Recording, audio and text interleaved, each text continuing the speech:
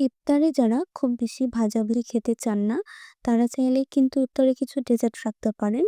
আর dessert হিসেবে আমার কাছে সবচেয়ে সহজ আর মজাদার হচ্ছে পুডিং। তো আসসালামু আলাইকুম, কেমন আছেন আপনারা? পুডিং করার জন্য আমি আগে ক্যারামেলটি তৈরি করে নেব। ক্যারামেলের জন্য আমি 1/4 কাপ চিনি দিচ্ছি। আপনারা যদি ক্যারামেলের পরিমাণ একটু কম চান তাহলে 2 টেবিল স্পুন পরিমাণ ক্যারামেলও করতে পারেন, কোনো সমস্যা নেই। চিনির সঙ্গে আমি 1/4 কাপ পানি দিয়ে দিয়েছি। এতে করে চিনিগুলোও ভালোভাবে গলে যায়। এখন মিডিয়াম জালে ক্যারামেলটা তৈরি করে নিতে হবে। আর নাড়াচাড়া করা যাবে না। যখন কালার আসতে শুরু করবে তখনই নাড়াচাড়া করবেন। আগেই নাড়তে গেলে দেখা যায় যে জমাট বেঁধে যায়। তো যখন দেখবেন হালকা কালার চলে আসছে তখন অনবরত নেড়ে নিতে হবে। তো দেখুন ক্যারামেলের কালারটা চলে এসছে। আমি তাড়াতাড়ি করে নামিয়ে যে পাত্রে পুডিং করব সেটিতে ঢেলে দিই। এখানে আমি কেকের মোল্ড নিয়েছি 6 ইঞ্চি। এখন আমি দেখাচ্ছি ক্যারামেলের ফাইনাল লুক। আজকে আমি 1/2 কেজি ওজনের পুডিং তৈরি করব। তার জন্য এখানে নিয়েছি 2টি ডিম।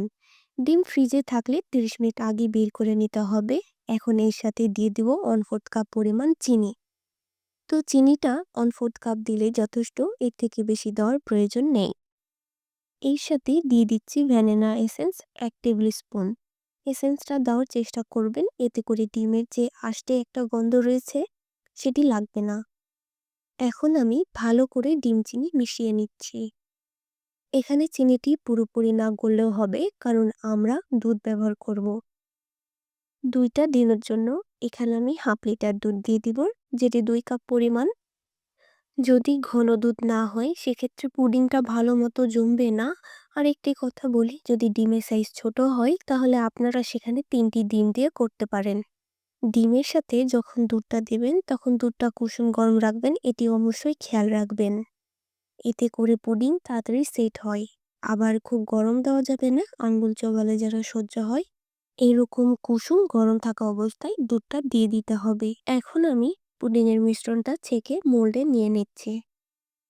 অবশ্যই ছেঁকে নিতে হবে, এতে করে কোনো লাম্পস থাকলে সেগুলো ছাঁকনির ওপরে ভেসে থাকবে।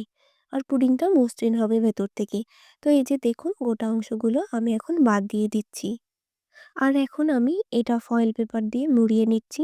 আপনারা ঢাকনা সহ পাত্রেও করতে পারেন। আমি যেহেতু মোল্ডে তৈরি করছি, এটার কোনো ঢাকনা নেই, সেজন্য ফয়েল পেপার দিয়ে মোল্ডটাকে মুড়িয়ে নিচ্ছি।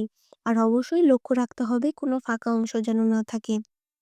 অর্থাৎ পুডিংয়ের বাষ্পটা যেন বের না হয়। পুডিংয়ের বাষ্প যদি বের হয় তাহলে দেখা যায় যে পুডিংটা সেট হতে বেশ সময় লাগে। তো আমি যে পাতিলে পুডিংটাকে সেট করব তার ভেতরে পানি দিয়ে আগে একটুখানি গরম করে নিয়েছি। গরম পানি করে নিলে সেট হতে বেশি সময় লাগে না, তাই অবশ্যই গরম পানি করে নিতে হবে। এরপর একটা স্ট্যান্ড দিয়েছি নিচে, যাতে করে মোলটা নড়াচড়া না করে। এরপর ঢাকনা দিয়ে ঢেকে দিলাম। এখন মিডিয়াম জালে পুডিংটাকে ভাপিয়ে নিব 30 থেকে 35 মিনিট মতো। তবে সময়টা 5 মিনিট কম বা বেশি লাগতে পারে। তো আমি 30 মিনিট পর ঢাকনা খুলে কাঠি দিয়ে চেক করে নিয়েছিলাম। তো আলহামদুলিল্লাহ আমার পুডিংটা সেট হতে 30 মিনিট লেগেছিল।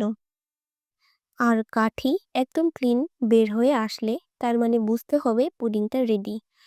পুডিংটাকে এখন আমি রুম টেম্পারেচারে এইভাবে রেখে ঠান্ডা করে নিব। আমি এখানে কাঠি দিয়ে দেখাতে ভুলে গেছিলাম, তার জন্য দুঃখিত। গরমটা কেটে গেলে ফ্রিজে 1 থেকে 2 ঘন্টার জন্য রেখে দিব। ফ্রিজে রেখে ঠান্ডা করে তারপর যদি ডিমোল্ড করেন তাহলে পুডিংটা ভেঙে যায় না, সুন্দর মতো ডিমোল্ড করা যায়। আমি মোটামুটি 1 ঘন্টার মতো ফ্রিজে রেখেছিলাম। চাকুর সাহায্যে সাইড আলগা করে নিতে হবে, যাতে করে খুব সহজে ডিমোল্ড করা যায়।